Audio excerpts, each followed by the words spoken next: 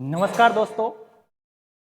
आज से हम अपनी प्रथम क्लास और YouTube पर लाजवाब क्लास स्टार्ट करने जा रहे हैं मनोविज्ञान की। एक एक टॉपिक छोटा बड़ा, छोटे से छोटा, उसको व्यवस्थित तरीके से हम क्या करेंगे यहाँ पर देखेंगे, अच्छे तरीके से पढ़ाएंगे, एक भी क्लास मिस नहीं करेंगे, क्रमबद्ध तरीके से क्लास डालेंगे। ये हमारी क्लास की खासियत रहेगी। ठीक है, आज हम स्टार्ट कर रहे हैं और यह है, आपको दिख रहा है, मनोविज्ञान। क्या है ये? हम साइकोलॉजी की क्लास स्टार्ट करने जा रहे हैं। साइकोलॉजी की क्लास स्टार्ट करने जा रहे हैं। अब मैं साइकोलॉजी की बात करूं तो साइकोलॉजी देखो, आपके किसी भी एग्जाम की बात करूं मैं, जैसे सीटेट, यूपी टेट,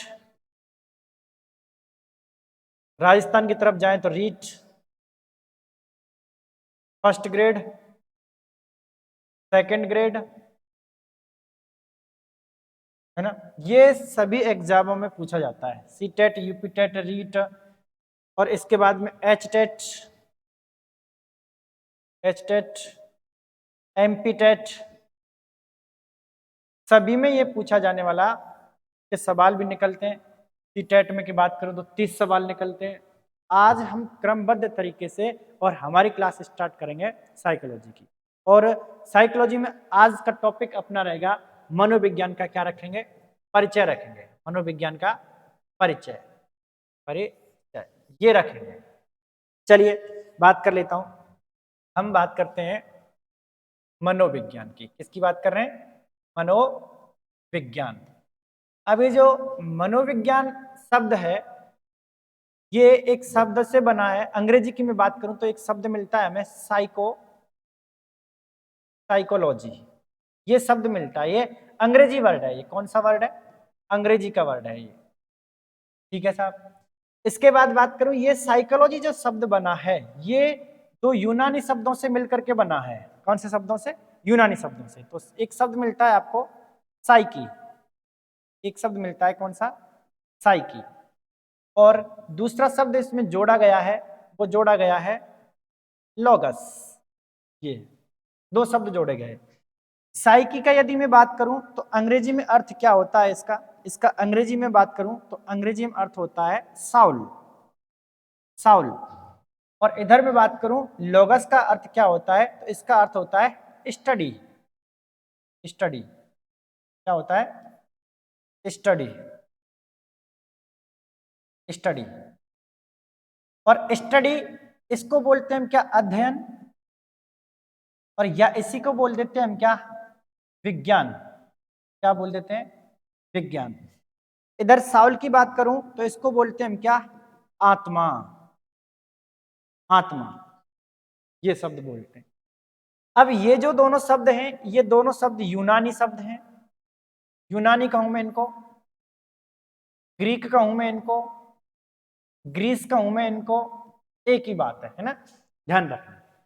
इन शब्दों से मिलकर के साइकी और लॉगस से मिलकर के बना है क्या? साइकोलॉजी। और साइकोलॉजी को क्या कहते हैं? मनोविज्ञान। अब जब आत्मा मिली और अध्ययन मिला तो क्या कहना शुरू कर दिया? आत्मा का अध्ययन। आत्मा का क्या? अध्ययन। ये शब्द निकलने लगे हमें, और ये इसका अर्थ निकलने लगा साइकोलॉजी का। प्रारंभिक बात कर रहा हूं, प्रारंभ में आत्मा का अध्ययन कहा जाने लगा। हालांकि वर्तमान की बात करूं तो वर्तमान में तो इसको व्यवहार का विज्ञान कहते हैं। जैसे जैसे समय गुजरता गया, जैसे सबसे पहले कहा गया आत्मा का विज्ञान, फिर या मन, फिर कहा गया मन या मस्तिष्क का विज्ञान, फिर कहा गया चेतना का विज्ञान, और वर्तमान में जो ये रूप लिए हुए मनोविज्ञान, वो किसका है? व्यवहार का विज्ञान है। ये भी बात करेंगे। धीरे धीरे हम स्टेप बाय स्टेप आगे बढ़ेंगे। अब क्या हुआ, ये यूनान के दार्शनिक हुआ करते थे। कौन हुआ करते थे? दार्शनिक। दार्शनिक, दार्शनिक कौन कौन? सुकरात जी, सुकरात। इधर से बात करें तो प्लेटो साहब, प्लेटो, प्लेटो। और हुआ करते थे कौन? अरस्तु साहब। ये हुआ करते थे दार्शनिक। इन दार्शनिकों ने, ये जो दार्शनिक हुआ करते थे, इन्होंने अध्ययन किया आत्मा पे कि कोई चीज है आत्मा जो व्यक्ति को, मानव को, या हम कहें जो प्राणी है उसको कंट्रोल करती है। वही है कंट्रोलर। जिसके बल पर हम शारीरिक क्रियाएं, मानसिक क्रियाएं, खाना पीना, रहना सोना, जागना, उठना, ये सारी व्यवस्थाएं करते हैं, वो किसके आधार पर करते हैं? तो इनका मानना था कि हम किसके आधार पर करते हैं? वो आत्मा के आधार पर करते हैं। जैसे ये अपना है बॉडी, और इसके अंदर कोई ऐसा तत्व है जो हमें सभी तरफ से कंट्रोल करता है, और इसका नाम इन्होंने क्या दे दिया? इसका नाम दे दिया इन्होंने आत्मा। और इसीलिए इन्होंने इस पर विचार किया, बहुत गहन अध्ययन किया, और इसीलिए इन्होंने कह दिया आत्मा का क्या अध्ययन। आत्मा का क्या कह दिया? आत्मा का अध्ययन। अब यहां से हम इस साइकोलॉजी को प्रारंभ में आत्मा का अध्ययन मानने लग गए। इसके बाद में बात करता हूं, एक और मिलते हैं, ये दार्शनिक यूनानी हुआ करते थे, है ना, यूनानी हुआ करते थे। हालांकि आपसे पूछता है कि जो मनोविज्ञान है, मनोविज्ञान की बात करें तो मनोविज्ञान कई जो जननी है वो कौन है? दर्शन शास्त्री है। दर्शन शास्त्र से ही मनोविज्ञान अलग होता है। बात करेंगे कब अलग हुआ, कैसे हुआ, चर्चाएं सारी होंगी, डिटेल्ड होगा, पूरा वीडियो देखना, ये वाला आगे वाले जो आते जाएंगे देखते जाना। अब ये कह रहा है कि यूनान से हुई, ये बात एक अलग है, लेकिन एक वैज्ञानिक आए, मनोवैज्ञानिक आए, एविंगहॉस। एविंगहॉस एविंगहॉस इन्होंने अपने विचार रखे कि जो मनोविज्ञान है, क्या है? मनोविज्ञान। ये मनोविज्ञान जो है, इसकी मैं बात करूं, ये कह रहे हैं एविंगहॉस साहब, इसकी यदि बात करी जाए तो इसका जो अतीत है, अतीत मतलब इसका भूतकाल, अतीत बड़ा प्राचीन है। बड़ा क्या है? प्राचीन है। और यदि मैं बात करता हूं इसके इतिहास की, ये कह रहे हैं इतिहास की यदि हम बात करने लग जाएं तो इसका इतिहास बहुत संक्षिप्त है, छोटा है। ये इनका मानना था कि देखो, मानव का जब से जन्म हुआ, किसका जन्म हुआ? मानव का। आदिकाल से बात कर रहे हैं, ये किस काल से? आदिकाल से बात कर रहे हैं, आदिकाल से बात कर रहे हैं। जब से मानव का जन्म हुआ, मानव की मूलभूत आवश्यकताएं, खाना पीना रहना, ये आवश्यकताएं, तो मानव ने कहीं ना कहीं क्या किया होगा? विचार किया होगा। जब मानव ने विचार किया कि इनको कैसे प्राप्त किया जाए, तो उसने क्या किया? विचार करने मात्र से ही साइकोलॉजी स्टार्ट हो जाती है। जब तक वो विचार नहीं करेगा, सोचेगा नहीं, कुछ करेगा नहीं, कैसे प्राप्त करूं, क्यों चाहिए मुझे, ये सारी चीजें जब उसके जहन में उतरी तो वहां से हो जाता है साइकोलॉजी स्टार्ट, मनोविज्ञान वहां से स्टार्ट हो जाता है ना। तो ये बात करते हैं कि आदिकाल से है, लेकिन इसका इतिहास जो है ना वो संक्षिप्त है। जो हम लिखित रूप में इसको पढ़ते हैं वो बहुत कम समय से ही पढ़ते आ रहे हैं। इनका मानना है कि जो इसकी शुरुआत मानी जाती है, साइकोलॉजी की, मनोविज्ञान की जो शुरुआत मानी जाती है, मनोविज्ञान की, ये मानते हैं कि लगभग 400 ईसा पूर्व, ईसा पूर्व इसकी क्या हुई? उत्पत्ति हुई। क्या हुई? इसकी उत्पत्ति हुई। ये कहते हैं 400 ईसा पूर्व इसकी लगभग क्या हुई है? उत्पत्ति हुई है। ये बात हमें ध्यान रखनी है। उत्पत्ति तो ये कह रहे हैं। इसके बाद में आपसे पूछ लेता है, जनक की बात करता है तो इसका जनक पूछ लेता है आपसे, तो क्या? देखिए, पहले तो जननी की बात करता हूं। दर्शन शास्त्र, दर्शन शास्त्र जो इसकी जननी है, दर्शन शास्त्र मनोविज्ञान की जननी है। मनोविज्ञान की क्या है? मनोविज्ञान की जननी है, मनोविज्ञान की जननी है।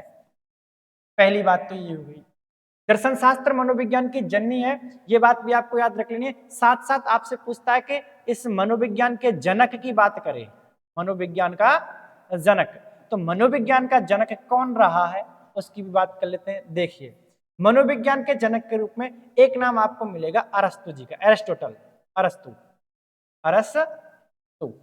इसके बाद में दूसरा नाम मिलेगा आपको प्लेटो। क्या मिलेगा? प्लेटो। अब दोनों ही नाम मनोविज्ञान के जनक के रूप में जाने जाते हैं।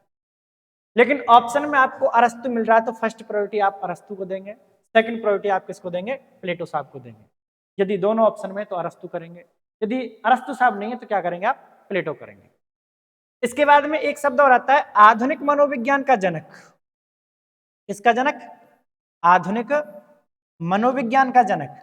और आपसे कहता है कि आधुनिक मनोविज्ञान का जनक कौन है? तो आधुनिक मनोविज्ञान का जनक है, इसमें भी दो नाम आपको पढ़ने को मिल जाएंगे।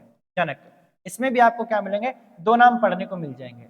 एक नाम मिलेगा आपको, वो कौन सा नाम मिलेगा? एक नाम मिलेगा विलियम जेम्स। विलियम जेम्स, ये नाम आपको देखने को मिल जाएगा। एक मिलेगा नाम विलियम विलियम वुंट, क्या नाम मिलेगा? William Wundt. तो ये नाम भी आपको देखने को मिल जाएगा। अब विलियम जेम्स ये भी मनोविज्ञान के जनक माने जाते हैं, विलियम वुंट ये भी मनोविज्ञान के जनक माने जाते हैं, लेकिन आप फर्स्ट प्रायोरिटी किसको दोगे? फर्स्ट प्रायोरिटी दोगे आप विलियम जेम्स साहब को, फिर उसके बाद में किसको दोगे? विलियम वुंट साहब को। अब वही बात जैसे यहाँ पर मैं कह रहा था कि फर्स्ट प्रायोरिटी इसको दें या इसको दें, तो फर्स्ट प्रायोरिटी इसको दें, कारण भी बताऊंगा क्यों इसको फर्स्ट प्रायोरिटी दें। और फिर उसके बाद जब ये ऑप्शन में नहीं है तो आप क्या कर सकते हैं? विलियम वुंट आसानी से कर सकते हैं। जब दोनों ऑप्शन में तो आप किसको करोगे? विलियम जेम्स साहब को ही करोगे। कारण मैं बताता हूं, कारण क्या है इसका।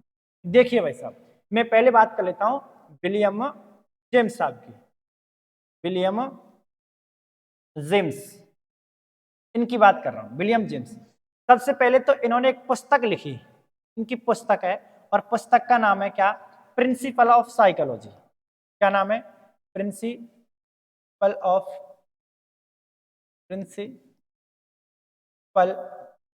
ऑफ साइकोलॉजी, ऑफ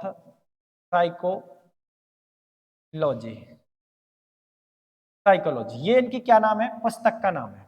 इस पुस्तक को क्या कहा जाता है? मनोविज्ञान का, क्या कहा जाता है? मनोविज्ञान का कहते हैं इसको बाइबिल। क्या कहते हैं? बाइबिल। मनोविज्ञान का बाइबिल कहते हैं इसको, बाइबिल, मनोविज्ञान का बाइबिल इसको कहते हैं। दूसरी बात ये कि अमेरिका में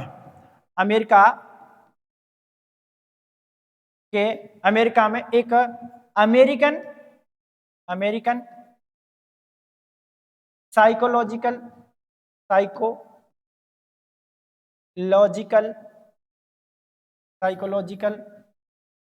एसोसिएशन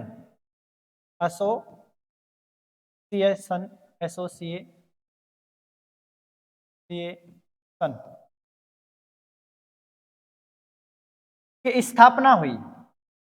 और ये स्थापना कब हुई? ये हुई थी 1892 में, 1992 में। कहां पर हुई? तो ये स्थान था वाशिंगटन डीसी, वाशिंगटन में हुई। कहां पर हुई? वाशिंगटन में। अच्छा जी, ठीक है, यहां पर स्थापना हो गई। अब इसका जो अध्यक्ष था, तो अध्यक्ष तो इसका था कीमा ब्रायंट,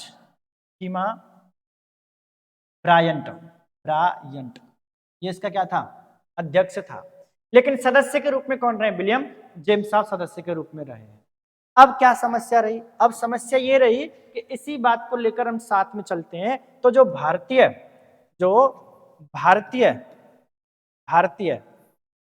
साइकोलॉजिकल एसोसिएशन जो है, साइकोलॉजिकल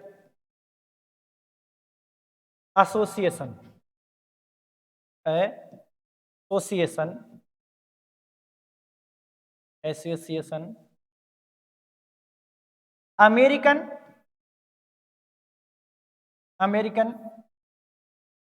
साइकोलॉजिकल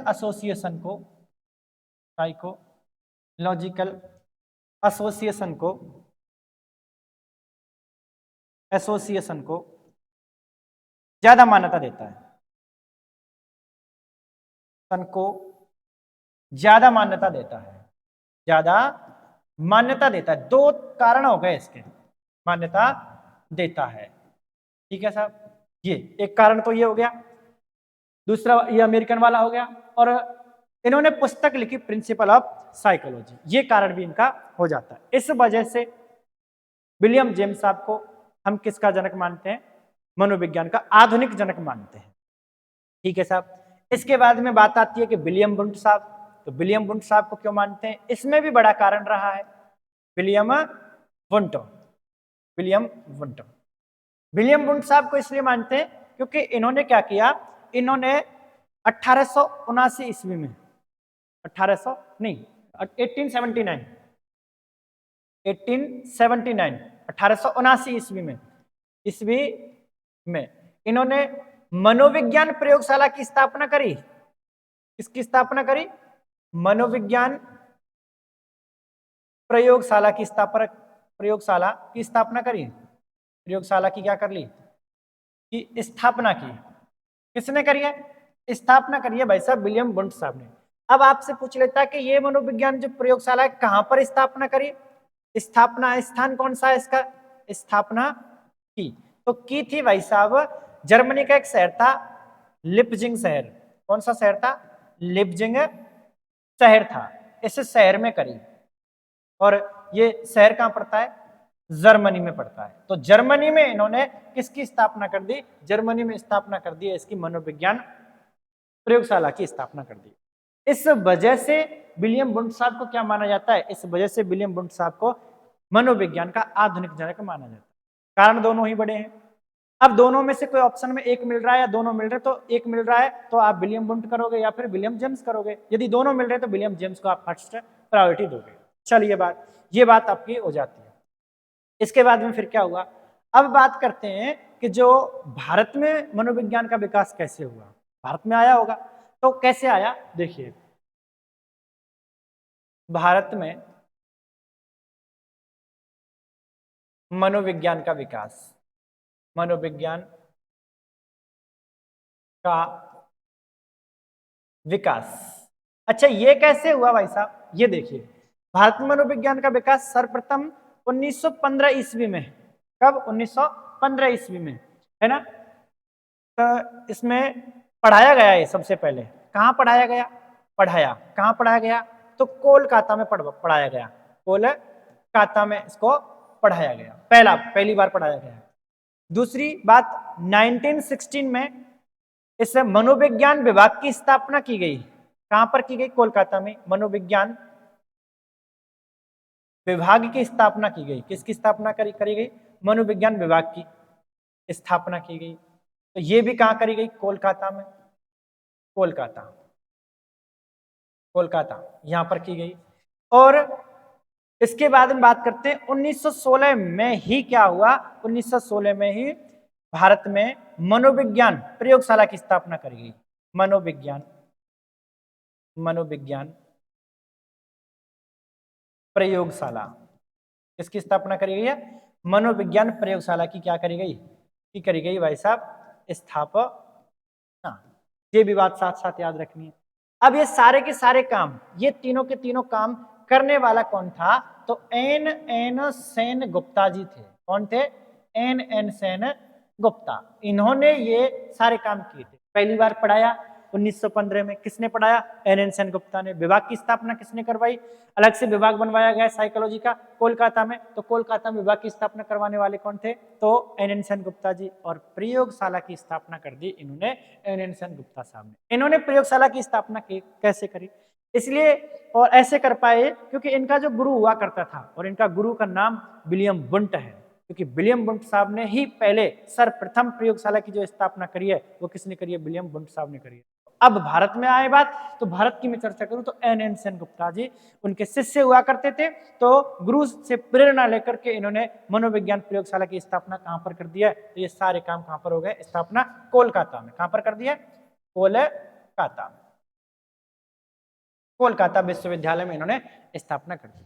ठीक है साहब, ये बातें आपको याद रख लेनी है। इसके बाद में और थोड़ी सी बात कर लेता हूं, है ना। एन सेन गुप्ता जी के गुरु एन सेन गुप्ता, इनके गुरु की बात करूं तो इनका गुरु कौन है? William wound. इनके क्या हैं? गुरु हैं विलियम वुंड साहब। अब इनका एक शिष्य भी है। कौन है? एक इनका शिष्य भी है। और शिष्य की मैं बात करूं तो इनका शिष्य कौन है भाई साहब? तो इनका शिष्य है प्रोफेसर गिरीन्द्र शेखर बोस। इनका क्या है? शिष्य है। ये बात भी आपको साथ साथ है याद रख लेनी है। अब ये जो नाम है ये बहुत काम का नाम जो है, बहुत काम का है। कैसे? देखिए इन्होंने क्या किया, जिस प्रकार से विभाग की स्थापना की गई थी अमेरिका में की गई थी, उसी प्रकार से इन्होंने प्रोफेसर गिरीन्द्र शेखर बोस ने, है ना, 1922 में 1922 में भारतीय साइकोलॉजिकल एसोसिएशन की स्थापना कर दी। साइकोलॉजिकल एनालिटिकल एसोसिएशन की स्थापना कर दी। एसोसिएशन की क्या कर दी? स्थापना कर दी। ये वजह हो गई इनको याद रखने की, है ना। ये भी बात आपको साथ साथ याद रख लेनी है। तो पहली प्रयोगशाला की स्थापना तो कोलकाता में हो गई है। इसके बाद में क्या हुआ, 1938 में 1938 में मनोविज्ञान पर प्रयोग होने लगे, प्रयोग होने शुरू हुए। इसके बाद में 1954 में, है ना, एक नई प्रयोगशाला की स्थापना कर दी गई। कहां पर करी गई? इलाहाबाद में। दूसरी 1954 में दूसरी मनोविज्ञान प्रयोगशाला की स्थापना कर दी गई। प्रयोगशाला की क्या करी गई? स्थापना की गई। कहां पर की गई भाई साहब? तो स्थापना हुई इलाहाबाद में। इलाहाबाद, यहां पर इसकी क्या हो जाती है? स्थापना हो जाती है। ये बात भी आपको साथ साथ याद रख लेनी है। अच्छा, एक पुस्तक का और जिक्र करूं मैं, प्रोफेसर हुआ करते थे। अच्छा, सबसे पहली पुस्तक जो इसमें लिखी गई, इस मनोविज्ञान में पर लिखी गई है, वो है 1590 ईस्वी में लिखी गई। कब लिखी गई? 1590 ईस्वी में। रुडोल्फ गोयकले साहब ने लिखी। रुडोल्फ गोयकले साहब ने लिखी। गोयकली साहब ने लिखी। और पुस्तक का नाम है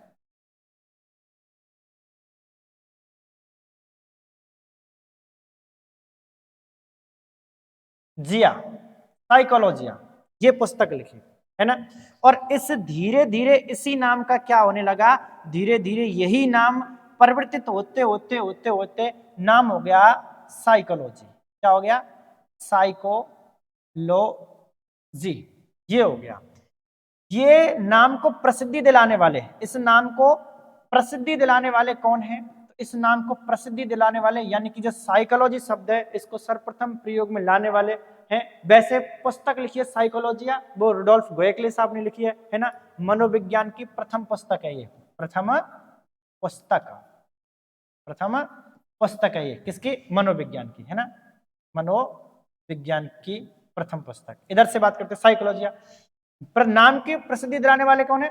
नाम प्रसिद्धि दिलाने वाले तो फ्रांसिस गाल्टन साहब थे। इन्होंने ये नाम प्रसिद्ध दिलाया साइकोलॉजी। ये हमने इसके परिचय के बारे में बात करी। इसके बाद हम आगे चर्चा करेंगे, और आगे चर्चा का विषय बहुत सारा रहेगा। तो आगे हम चर्चा करेंगे कि आत्मा का अवधारणा देने वाला, आत्मा का विज्ञान की अवधारणा देने वाला, मन या मस्तिष्क की अवधारणा देने वाला। इसके बाद में बात करेंगे चेतना की अवधारणा। इसके बाद में व्यवहार की अवधारणा, किस किसने कैसे कैसे दी, सारी चर्चा करेंगे पूरी डिटेल्ड। मैंने कहा आपसे साइकोलॉजी का एक एक पॉइंट, एक एक चीज में क्लियर कराते हुए चलूंगा। और मेरी गारंटी है, आप यदि इस तरीके से वीडियो को देखते जाओगे, मैं आपको आगे आगे वीडियो इसी तरीके की प्रोवाइड करवाता जाऊंगा। धन्यवाद।